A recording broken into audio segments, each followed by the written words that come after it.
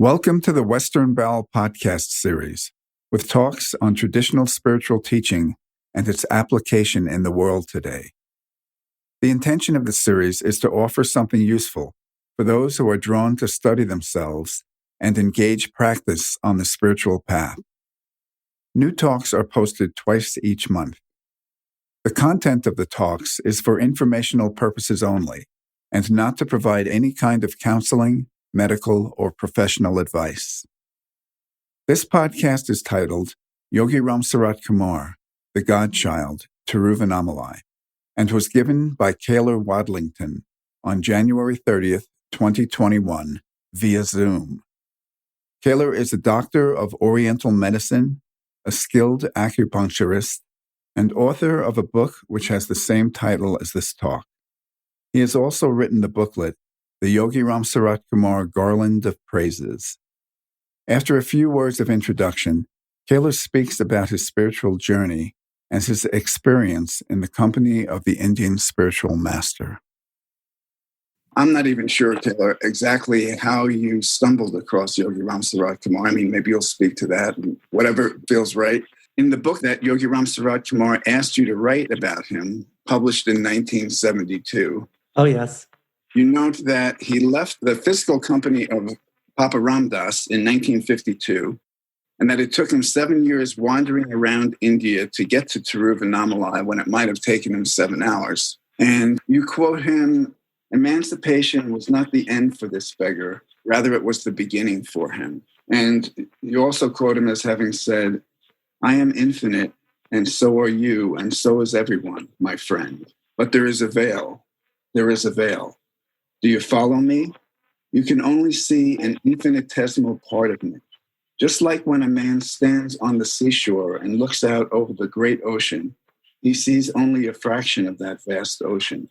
Similarly, everyone can only see a small part of me. The whole cosmos is but an infinitesimal part of the real man. But how can a man see the whole cosmos?" Caylor, would you talk to us about anything that you think would be useful? Any recollections of the Leelas that you witnessed or any of the interactions that you had with him when you spent so much time with him in Tiruvannamalai in the 70s? That would be my pleasure. Thank you. Unfortunately, we aren't all gathered in the same room together where we could get to know one another personally. Sadly, I see all of these faces in front of me, and really, I just want you all to talk about you all. But I guess today I am called. So those were some very salient quotes. Just a few months ago, Ma Devaki asked me about one of those quotes that in my book was Yogi Ramsuratkumar suggesting that his awakening was still growing or increasingly more elevated or revealed, but that isn't what he was saying on that occasion. We had been sitting out in the fields because during the day, Tiruvannamalai town was very loud and crowded.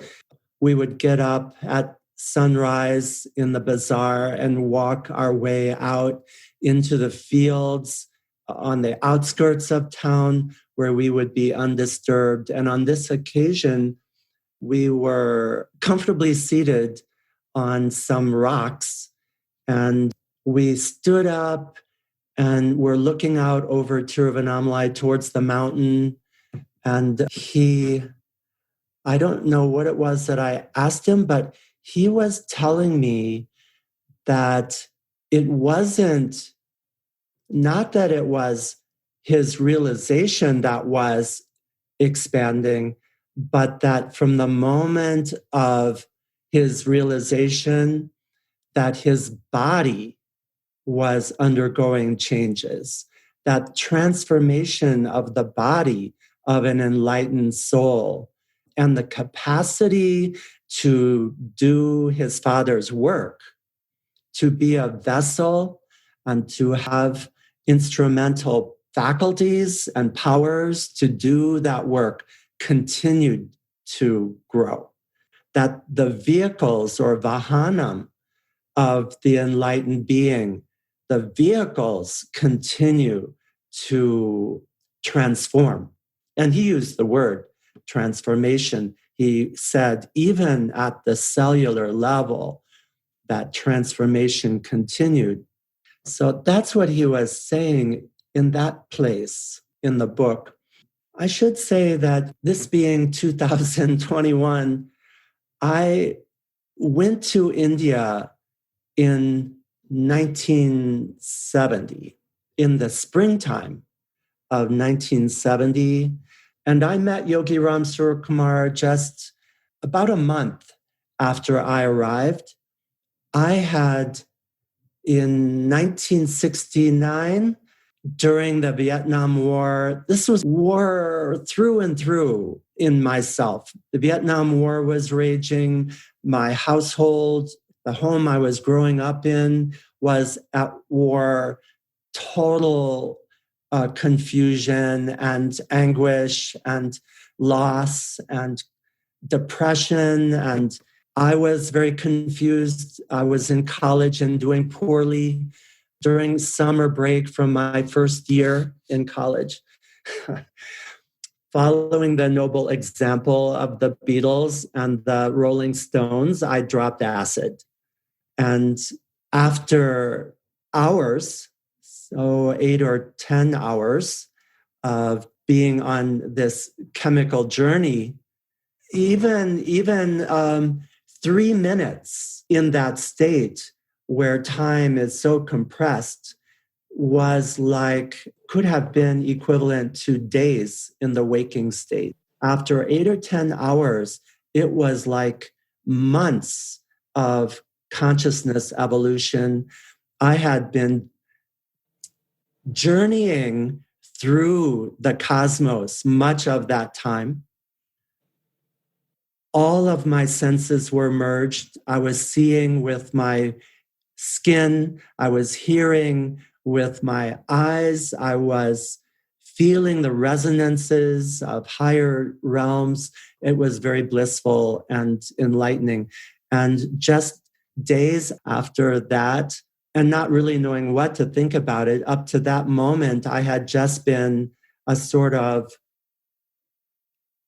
just focused on athletics. I was a hockey player, very confused hockey player. And within days of that experience, one of my high school friends, who I happened to be spending time with that summer away from college, handed me the autobiography of a yogi. I realized at that very moment that this was a sacred text, that this was the universe speaking to me, that what I had just witnessed was known.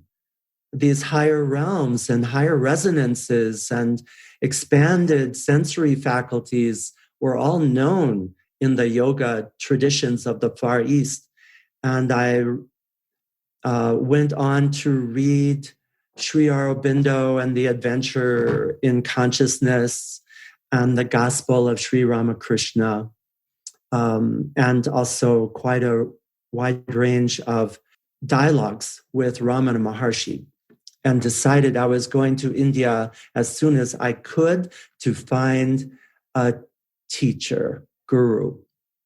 Well, before I left to go to India, this was in January of 1970, I was meditating my brains out. I was just sure that if I meditated long and hard and didn't waste any time, that I could get enlightened fast. This was the true American way, right? Any red-blooded 20-year-old, or at that time still 19 years old, would have that perspective on things.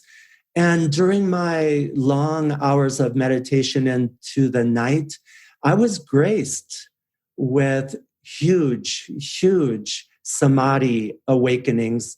But after them, I couldn't, so to speak, my head had exploded. And some of those chakras would not close. And I was in real desperate straits. I couldn't sleep. I couldn't think. I couldn't relax. I was just being flooded with Shakti. Anytime I would focus on anything, I would get colossal headaches as the chi or the energy mounted. So when I got to India, I was very desperate to find help. I went to several of the teachers, the still living disciples of Ramana Maharshi, who were minor teachers in the area, but they just said I was asking, who am I wrong? I needed to ask, who am I differently or something. They really didn't understand.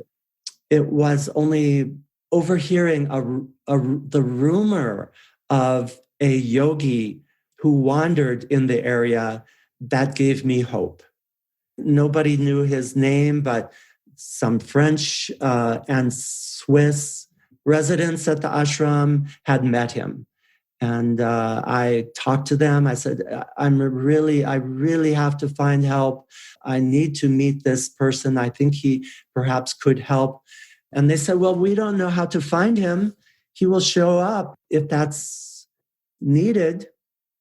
And the very next morning, this French woman was shopping for veggies in the market, and he met her there.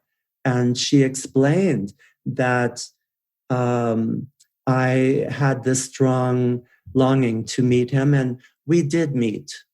We met the very next day in the temple, and he proceeded late into the morning hours. We finally had some private time together, and he put his hand on my head and completely cured my headaches. He said they would come back, and they did. And we met again, and he cleared them for the final time, my headaches. Well, I was looking for that kind of master. But little did I know. I mean, I was on this path where I wanted to find a guru who would lead me, teach me meditation, teach me a working philosophy, put me on the path and guide me. I really loved the image surrounding Sri Aurobindo and Ramana Maharshi, but it didn't take me long to figure out that Yogi Ramsuratkumar was not the guru I was looking for. I was looking for that sage sitting on a rug, a tiger skin rug or something, who would teach me. And I wanted to adventure into those higher worlds. And I wanted to know the details of Tantra and Yantra and Mantra. I wanted to become a yogi of some accomplishment. Those were my ambitions. But the first thing that happened, of course, having already blown my brains out meditating, was for him to tell me I had to stop meditating, which was my path. I was so determined to follow the path of meditation and to find my way. But now, even at the very onset of my relationship with him, that path, which I have to say was sort of my hope of determining my own destiny, my own awakening, navigating my own realization, was closed and shut. And we had many adventures together. He allowed me to wander with him during the day. So not much time was spent talking about meditation or spiritual things, although he often had me read the writings of other yogis while he kind of spaced out and worked on other levels. So during those months, first 6 months of my stay in India, I was with him pretty much of the day and some of the night, several days a week. And then he sent me to the Theosophical Society implying that, suggesting that I had some important connection with the Theosophical Society. The Theosophical Society was a 5-hour bus ride into Madras, or Chennai at that time. And it was a glorious estate of over 300 acres of gardens and fruit orchards and virgin seacoast. I was given a job as a supervisor in the garden department. I had studied some botany. And then on my very first trip back to Tiruvannamalai to see him, he actually, some months before I left, we had agreed that I was going to write this book and that he would tell me when to begin to write the book. So here, going back to Tiruvannamalai, we undertook to write the book and spent some days together getting that underway.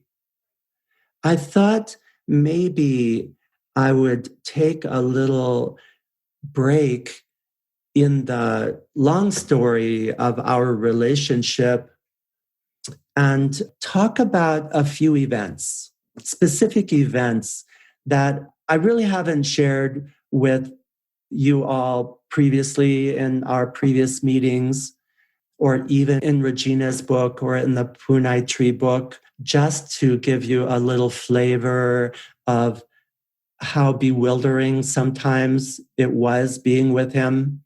So I'm going to just bring up a couple of these, and then we'll get back to other parts of this story.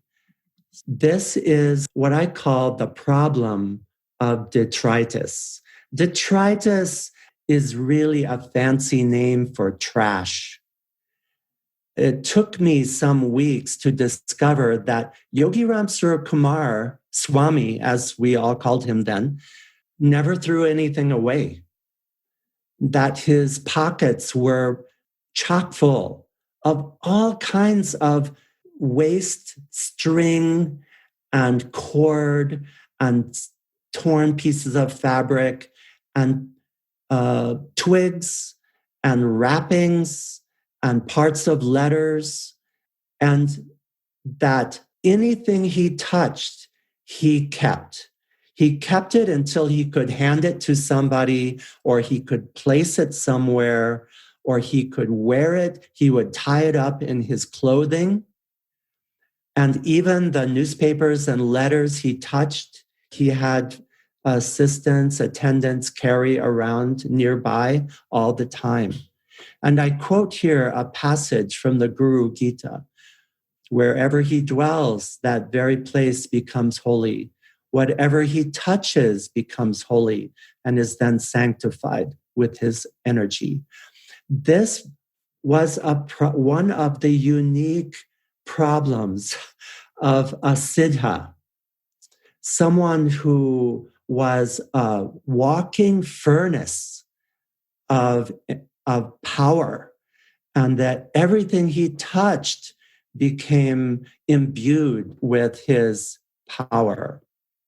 Once in the early weeks when I first met him, he used to carry around a little black pot, very cute little ceramic black pot, so-called kamandalu, but it never contained water or beverages. He put trash in it, things he touched in it, but it broke finally, and he wore all of the pieces of that little black pot tied into the corners of his blanket and his shirt for a couple of months until he could find a place or places to deposit those magical objects. In that sense, too, I often wonder if when he finally found places to put things, if they were placed with intention for his father's work to eventuate some terma, meaning to have that object initiate changes in the world even months or years between the time he placed them to the time they were rediscovered. This I don't know. I never saw him carefully depositing these, but usually he tried to just give them. Anything he touched, he tried to give it away so that someone would be blessed by it. Here's another story that's kind of interesting. This is a story about a mother and a child. During this occasion, we were sitting up near Namashivai Guhai, or cave, and he was having me read for some hours some pages from Krishnamurti, a Krishnamurti book. And a young woman, maybe 22, 20, in her early 20s, approached and was very upset. Her baby was sick. And she was holding this sick infant in her arms and pleading with Yogi Ramsuratkumar to heal her infant son. Yogi Ramsuratkumar would not take the baby from her hands. She pleaded and pleaded, but he would not accept the baby. Finally, he said to her to place the baby in my arms. Oh my gosh. I'm thinking, oh my gosh, what are you saying? I have no idea what to do with an infant child. I don't know how, I've never healed anyone in my whole life. And he is reassuring her that I will heal the baby. And so I dutifully take the baby and I close my eyes and I pray to him, Yogi Ramsuratkumar, to please do something to heal this baby. And I opened up my eyes and I explained to Swami that I don't know what to do. I didn't know what to do. How can I help? And then I asked him if he would please take the baby. And at that point, he took the baby from my hands. And I was so relieved. Mostly I was preoccupied with thinking, oh, what an utter failure I am. I didn't know what to do. I'm sure I probably made this child sicker or something. And I was so relieved that Yogi Ramsuratkumar took the baby from my hands. I didn't understand that, but years passed and I began to understand that she, the mom, had no bearing, no ground to plead for such grace, that if he could take measures to heal this baby, it could be done through a different alignment, a different connection, someone else giving him this sick child and not the stranger, someone to whom he had a relationship of some depth, I guess. So I never really understood why she had to give the baby to me and I had to give the baby back to him. And then he just held the baby for 1 minute and handed it back to her and reassured her that the baby would be well. And she was so thrilled, so happy, so overjoyed. And she took the baby and turned with utter confidence and peace and walked away. So there were lots of cases like this where I really could not understand what was happening. Very interesting story. So on this occasion, this might be 1972, a couple of years after I first met him. I had come from Madras and was staying with him in the bazaar for a couple of days. It was past midnight. There was not a soul still walking in the town. We were all by ourselves along a backstreet alley. It was a moonless night, very dark. And we had settled on the steps of a closed, boarded up shop. He was asking me to tell him something about my family. And I was telling him that I was from a pretty average middle-class family that was pretty torn up with divorce and loss of a child and anger and confusion. And I went on as we talked to talk about my own struggle. And I had never really confided in anyone that I was really struggling with. If I wasn't thinking about God, I was thinking about girls. I was totally, my 22-year-old hormones were all fired up. Whenever I wasn't meditating on spiritual things, I was contemplating sexual things. And as I confided this to him, my struggle, my shame about how I was focused so much on sort of impure thoughts. And it wasn't that I thought there was anything wrong with sex, sexual dalliance, sexual pleasure, sexual passion. It was that I couldn't control my thoughts. I couldn't turn it off. It was like an addiction, and I couldn't stop it. And that's what tortured me. And I looked up as I was sharing this, and he had tears in his eyes. And he was holding my hand, and we both were silent for a moment when I realized, I had really affected him. And we walked across the little alleyway to a shop that was also, they were all boarded up, but this shop had a light bulb, one light bulb in the alley. And we moved across the alley to this one light bulb and stood below that light bulb.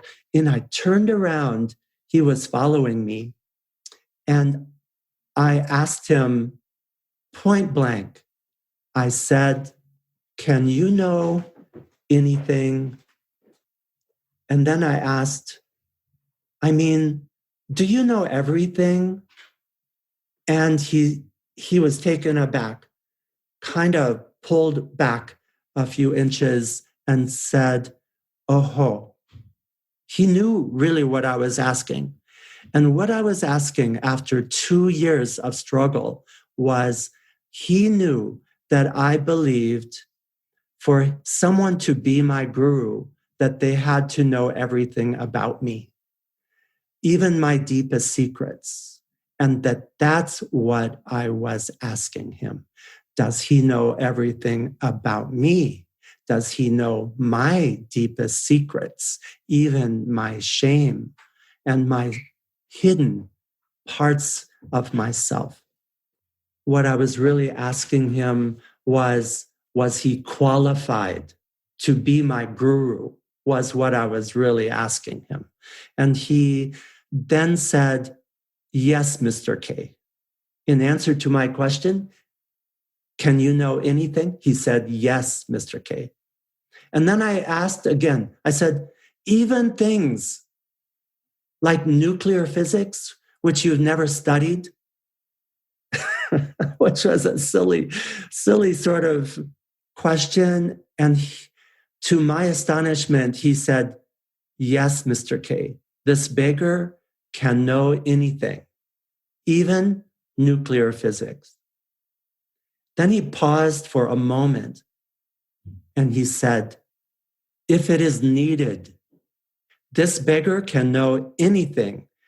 Everything will be given to this beggar if it is needed to do the Father's work."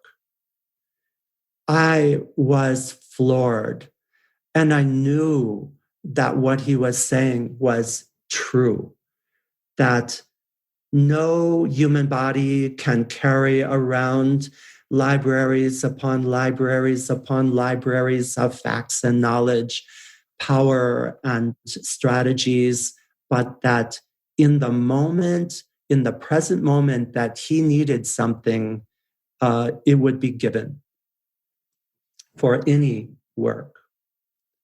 That really has been with me my whole life, to realize that anytime help is needed or information is needed, that it would be given.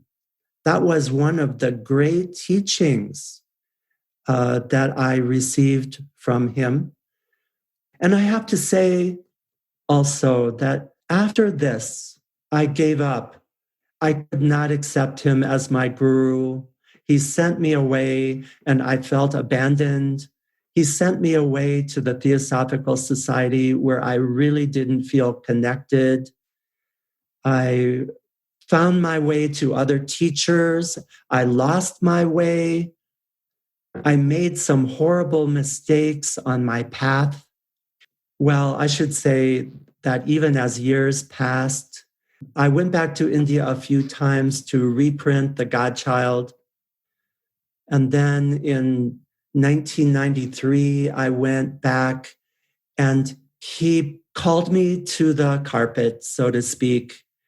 And he called me out on my disrespect and my thoughtlessness and the harm I had caused others in my mistakes, my spiritual ambitions. I didn't understand why he waited all those years, because it had been 20 years since I had made those mistakes, but he told me to go. And he told me I would never come back to India without his grace, without him calling me back. In that moment, I was thinking to myself, he's speaking from some very high authority. He was telling me that it was him who had called me to India, that it was him who had looked after me when I was a boy. It was him who had guided my path on every step. And I was thinking, oh my gosh, this is way beyond the person that I thought I was speaking to. And I thought to myself, no one can say this. No one can say that I didn't do those things, that they weren't my will, and that I can't come back to India. And then instantly, he just said, you cannot come back to India. You cannot come back to Mother India without my will. He was reading my thoughts word for word, and I swallowed my pride and I left. And I realized I was exiled. For years, I thought of myself as totally failed disciple. So years passed and I got married. I had, my wife has children. I continued to practice Advaita, Vedanta, meditation. I always remembered my beloved Anandamayi Ma. She had been an angel in my life since reading the autobiography of a yogi. And Yogi Ramsuratkumar himself used to say that she was my guru. So I had some guidance. But in 2005, some years after Yogi Ramsuratkumar died, he started coming back. Or rather, I started having dreams of going to India and searching for him. And I would find him and we would spend time in the bazaar talking, just like old days. And then I had dreams of meeting him on the road. And we were both going the same direction on the road. And then I began having dreams of him coming to my house. And I would see him approaching me in the front yard. And I would rush to him and fall at his feet and go into total bliss states at his feet and wake up. And then appearing at the back of my house, he's getting closer. And I'm falling at his feet and going into bliss states, calling out his name, and then waking up. And then finally, one night, this was my birthday, on July 26, 2008, I was 58. I woke up in this dream, and there was a greenish yellow cast, a strange aura in the air. Something was about to happen. I walked into the living room and looked out the front door, and there were two Indian people in the front street with gifts, talking about going down the alleyway. So I knew something was happening. And I walked to the back of the house to see what was happening back in the alleyway. And as soon as I opened the door, he was sitting at my back door. And as I opened the door and recognized him, I was slammed, just like a Mack truck, completely flattened. It was like a gigantic 40-foot tidal wave of energy completely slammed me face first on the ground. And I pleaded with him. I called his name. I inched my way toward him. I could hardly breathe. The force was so powerful. And I reached up to him. He was sitting on a little bench at my back door. And he reached down and took my hand. And in that moment, the world disappeared. The universe disappeared. And I was in an embryonic-like void of black space. And it was very pleasant, kind of floating like an embryo. And then I realized as I looked up that actually I am not floating. I am rocketing at the speed of thought, at the speed of mind, into some heaven worlds above. And I ascend into this heaven space of pure love and grace and light. And there I realize I am in my pure, original, pure self. And that in my pure self is a longing for him. It's part of my light. It's part of my essence that it has existed as long as I have existed, countless lifetimes, that this longing for him, the guru, has propelled me through lifetimes. And in that moment, I realized that he is him, that Yogi Ramsuratkumar is the guru. And from that moment on, since that moment, there has never been any doubt in my mind. And the reason I bring this up is because in the weeks and 2 or 3 months following that awakening to our deeper connection, my inner struggles, my anguish, my addiction, sexual addictions, my passions, my distractions, everything that I struggled with was taken away. It was lifted, just vanished. What happened then was that I realized that everything that I had done, my diligent, ardent meditations, all of the mistakes and strivings, all had come to nothing. I had never achieved anything. Everything that I had been given to me was grace to me, was a spiritual gift. And that, in fact, I was not capable. I'm no special person like I thought I was as a young man, given so many spiritual advantages and guidances and instructions with which I made little, which I put to only selfish use.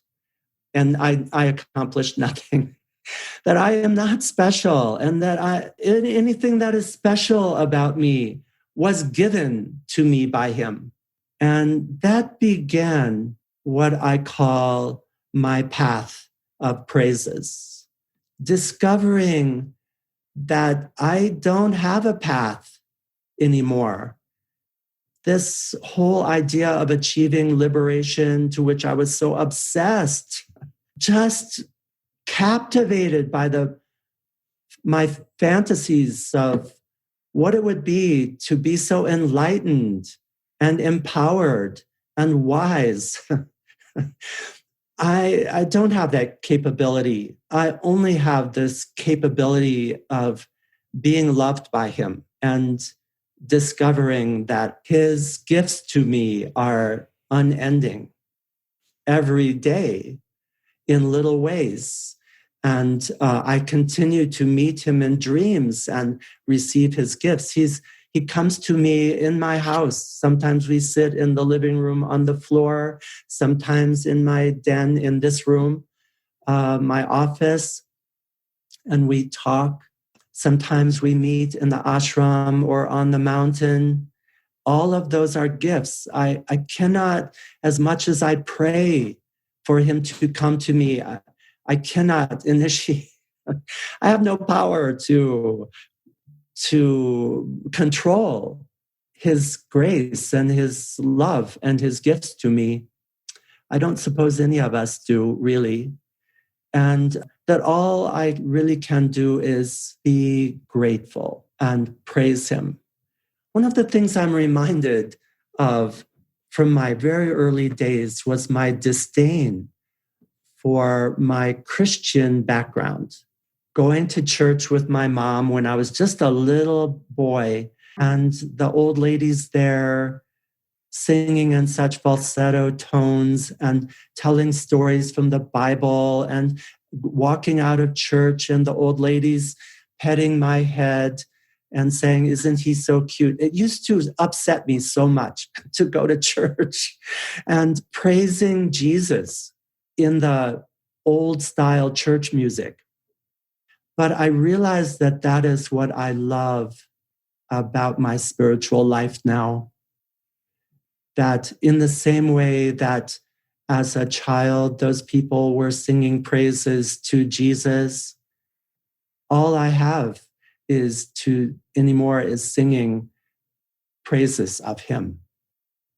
And some years ago, I think it was 2011, when I was beginning to realize this path of praises, I stumbled across a quote by Lee about the same discovery.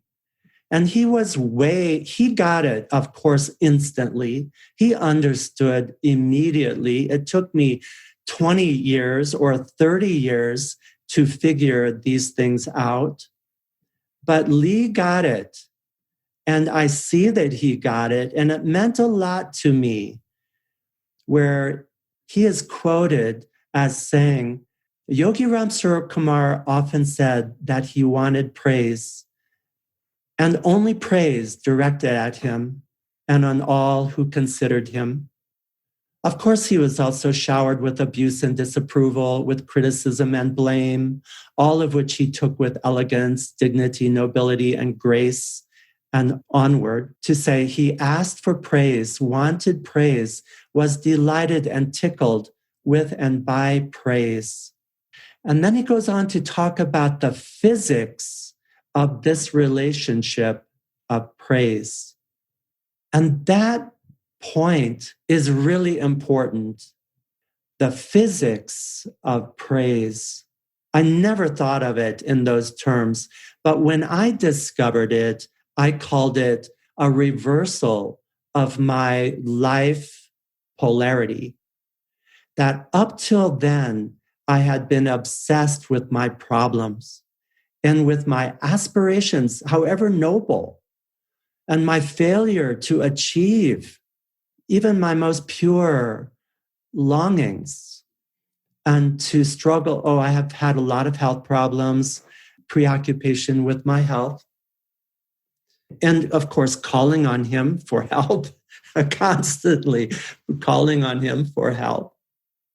But what I realized was that I was being called upon to give up my quest, that everything was going to be given, and that I was loved and embraced, and I was safe. In my life, I am safe. We are all safe in his embrace. And that in turning my energy towards gratitude and praise, I become an empty vessel for a outpouring instead of this greedy magnet for more help, for more energy, for more gifts. It completely turns around inside out.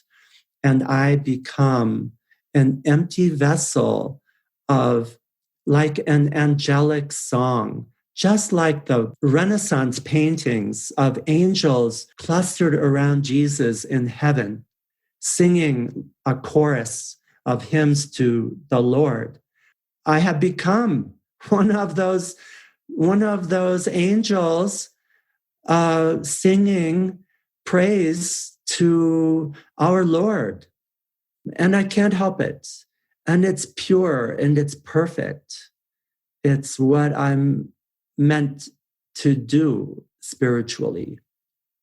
So I call that the path of praises. And I wrote a small book, a little booklet 2 years ago called The Garland, Yogi Ramsuratkumar Garland of Praises. If any of you ever want that book, of course, it's online. You can see it and hear it sung in Sanskrit on YouTube.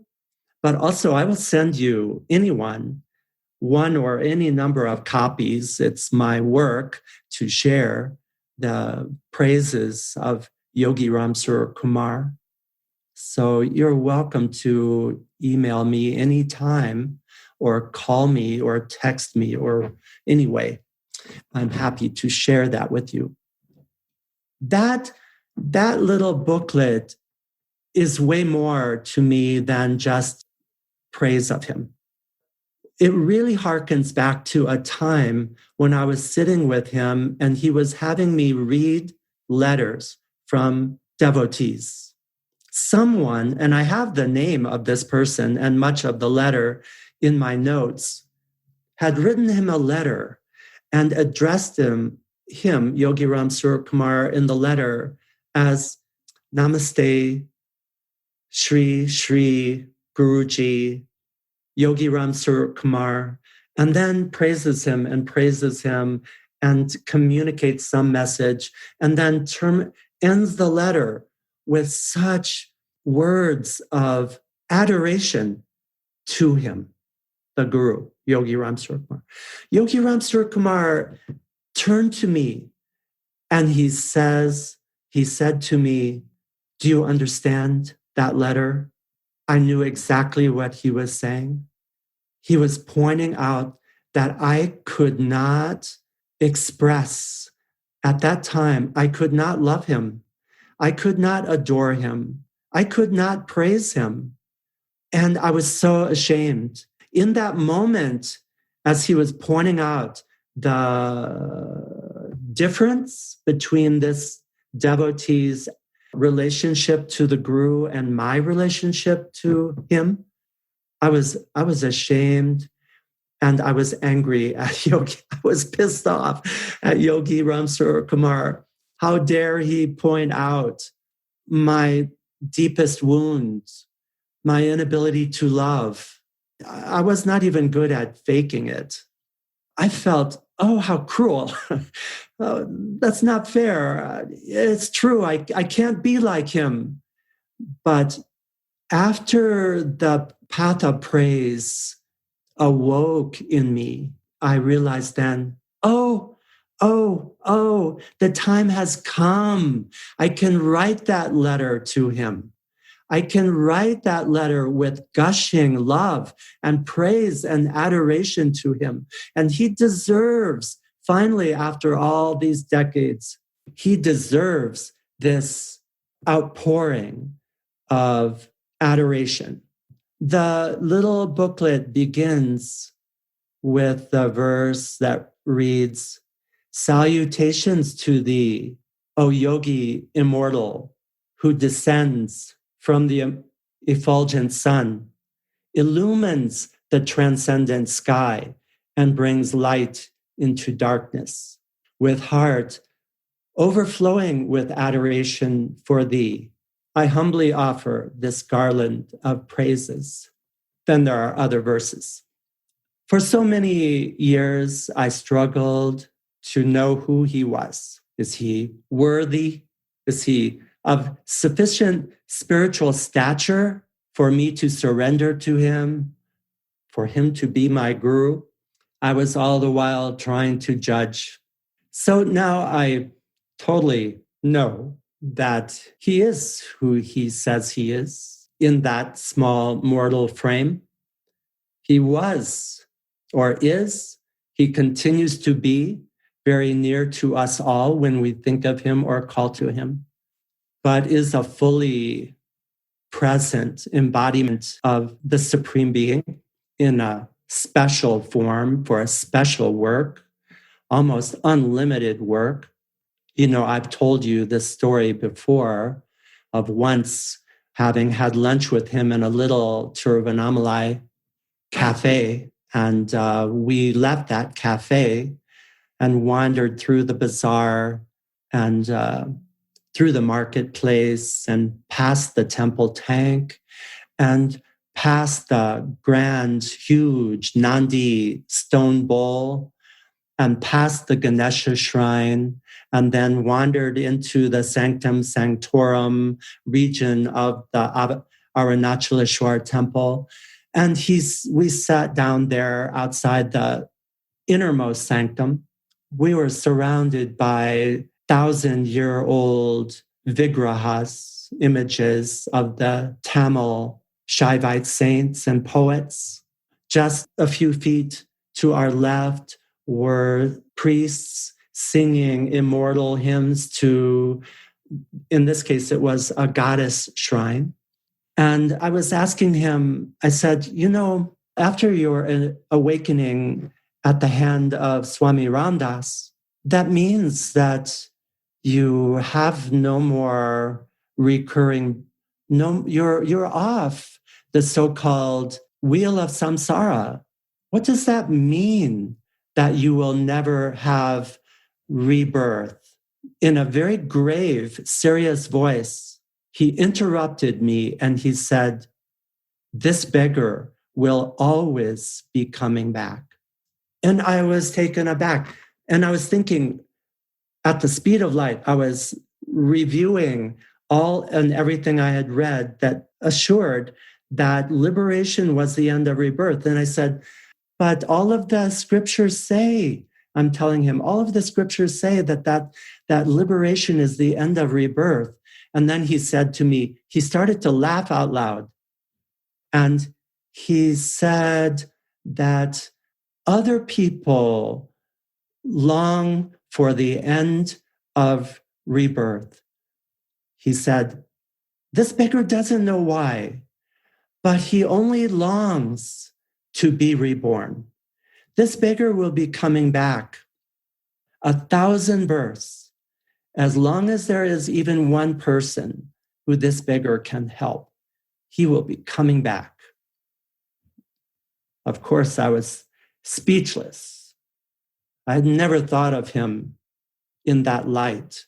But looking back, and I didn't understand it then, and I couldn't love him. My heart was too broken and too closed and too icy cold to appreciate what he was telling me. But now I understand. I can only guess that he has already been coming back 1,000 lifetimes, that he is always coming back. Like the sage Rishi Narada, who is spoken of throughout the Puranas as a sage who is always being reborn. I think Yogi Ramsuratkumar is a divine being who comes with divine implements, weapons and tools and instruments of grace, much like a many-armed Avalokiteshvara with 1,000 arms, each arrayed with tools and implements to do divine work. That if we can see him in his divine form, we can see his special implements of grace. I believe he is a divine being who has already been coming for 1,000 years, 1,000 births, and that many of you, just like me, we follow him and we serve him. And we have our place in the mission of this divine being. So anymore, I feel at peace with the Yogi Ramsuratkumar as I understand him now. Of course, I can only guess. We can only guess. He didn't like to reveal himself. He hid himself for all of the years that I was directly connected with him. But he did, in the end, say that I am the cosmic controller. I am all. He said that from time to time. So here we are. I have pretty much shared much of what I had hoped to share with you. I'm wondering if maybe I've said something or failed to say something that maybe you are wanting to ask me, not about me, but about Yogi Ramsuratkumar. I'd like to say something. Caylor, I found what you had to say immensely powerful. For me, I'm not someone who has followed a devotional path, but I actually had tears in my eyes as you were talking because I could connect with your connection. Mm-hmm. And in fact, right now, I just found it immensely powerful. And I haven't been able to understand how people get on a devotional path, like what is the draw? But I can see the draw is the eternal draw. And your connection with that, just, I have no more words. Thank you for sharing it. Yeah, thank you. Thank you for expressing those thoughts. He really said, I am saved. It's everything that I disdained, everything that I rejected about Christian faith, I find myself, I am back to the same sentiments. He saved me from lifetimes of struggle and self-concern. He has removed my preoccupation, my struggle, the weight of my struggle and my shame and my secrets and my wounds and my inability to love. That is gone. He made it clear. He made it clear I was never going to get there on my own. I was a Nirguna Bhakta, as Yogi Ramsuratkumar himself said. When he went to Papa Ramdas, he was a Nirguna Bhakta, meaning a worshiper, a devotee of the formless. And Yogi Ramsuratkumar said he had been a Nirguna Bhakta and became a Saguna Bhakta, a devotee of the Lord in form. He realized that the Guru in Ramdas was his father, was the eternal divine being who loved him. And he was crazy in love with Papa Ramdas. So, and with Mataji as well. And that's what happened to me, is this struggle, because my heart was so arid and scarred. I couldn't love. There was one dream I had where I met him. This was in the 1980s. It was a long time ago. And I am sitting in Arunachaleshwar temple with Yogi Ramsuratkumar, and we're chatting for hours. We're chatting. And at one point, he just stopped and he looked at me and he smiled and he said, "You love this beggar, don't you?" And I said, yes, Swami. And then we went on to talk about something else. He showed me some addresses of devotees he wanted me to connect with, and so on. And then I woke up and I thought to myself, I don't love him. What do you mean I love him? Am I supposed to love the guru? Love. I was so puzzled. Could I even love him? I was so puzzled. In the dream, I genuinely did. In the dream, right at his side, there was no doubt that I answered completely honestly in my dream state.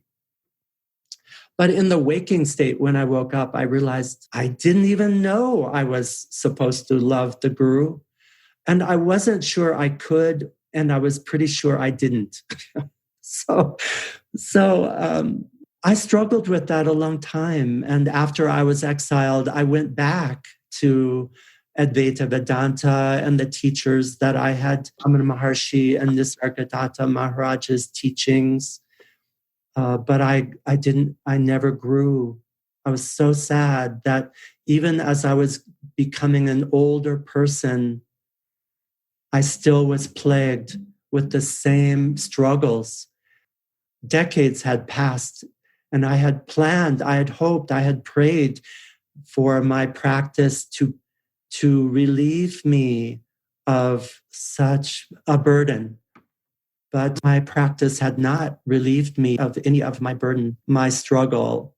Everybody has hardships, but I think mine were mostly about secrets and shame, wounds, deep wounds. And so in the end, I became a saguna. I am a saguna bhakta. I really am blessed to be able to worship him in his many forms, any saint, any sage. To me, they're all the same. And as far as that goes, there's another story. I think this was maybe in Regina's book, one of the fabulous treatises on the life of Yogi Ramsuratkumar, maybe Mary Young's, I can't remember where it's from.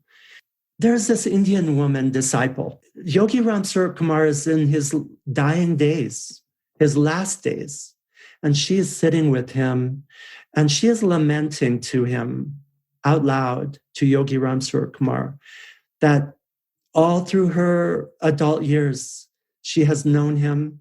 She has come to his side and confided her struggles, her hardships, her prayers, her aspirations. And Yogi Ramsuratkumar has fulfilled her wishes and her longings and taken care of her family when there were illnesses and struggles. And she asks Yogi Ramsuratkumar, after you're gone, what am I to do? I can no longer come and talk to you. And Yogi Ramsuratkumar turns his head to her and says, talk to the Father. She says, what? When this beggar is gone, talk to the Father. And that really impressed me. We often think we are not heard when we talk in our prayers or in our thoughts to the divine within or above or all around. We think we are not heard, but he meant for us to know that if we talk to him, he hears us. And that is his promise. That is his sacred promise to answer our calls when we are suffering and to hear our longings, our heartfelt feelings and thoughts. Some people are more gifted at hearing and listening and sensing than others, but he has his way to answer, no matter who it is, either through dreams or through signs, mystic signs and little things that happen. We think of something, and it appears just when something is needed. The universe speaks to us. It's not like asking him for help is a burden. It is his nature out of love. It is his nature to hear and to answer. And answering and giving never diminishes him. Even he can hear 1,000 or 10,000 voices at the same time and never be distracted and never be diminished. I think by loving and giving, the divine being is ever more in love with itself and in love with its creation and in love with love and brighter in love with its brilliance and its play and its creativity. And that's why he loves to be praised. He loves to be loved by his own divine manifestation, which is him also, I suppose, in some mysterious way. Your exile. I don't understand how that came about. Like, why a guru would exile a person. I just don't get that. Yes, I deserved it. I made some choices after him telling me that he could know everything about me or anything, that I still could not surrender, that I didn't have the heart, the open heart to love him. And he loved me so much, it freaked me out. It only exacerbated my struggle, my awareness of my fault. And I left him. And I still couldn't love myself. And my heart still was a mess, still frozen. Still frozen is a good word. I had to get lost to be found. I had to feel the absence of him. I had to feel that, to know what it's like for him to be absent. And then to know the grace of his return. Thank you. Yeah. You're welcome. Caylor, the stories are deeply inspiring, but the mood that is created when you invoke the presence of Yogi Ramsuratkumar in your own life is shared by us, is what is creating the possibility of deepening commitment to our own practice. It seems like whenever we speak about Yogi Ramsuratkumar, he's there. Yes. We feel his mood. Yes. It's amazing. He is so near. How can that be? What a treasure this is to have satsang. You know, I'm here on this, I like to call it my island in the clouds. My home is full of Asian and Indian treasures and his presence. And I see patients here and I remember him and try to spend some time every day on the book I am writing entitled The Guru Never Dies.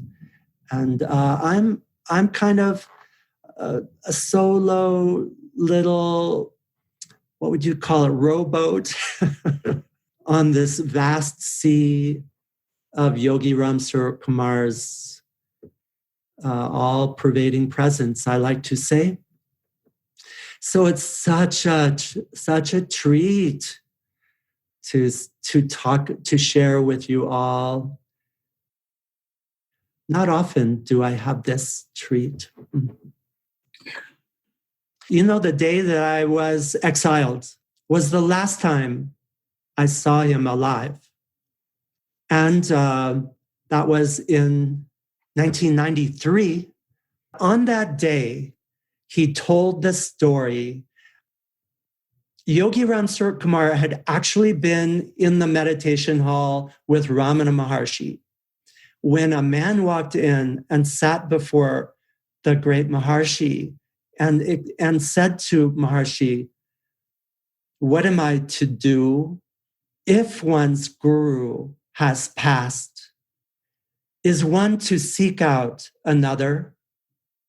Or is the present guru, the now deceased guru, is the present one enough?"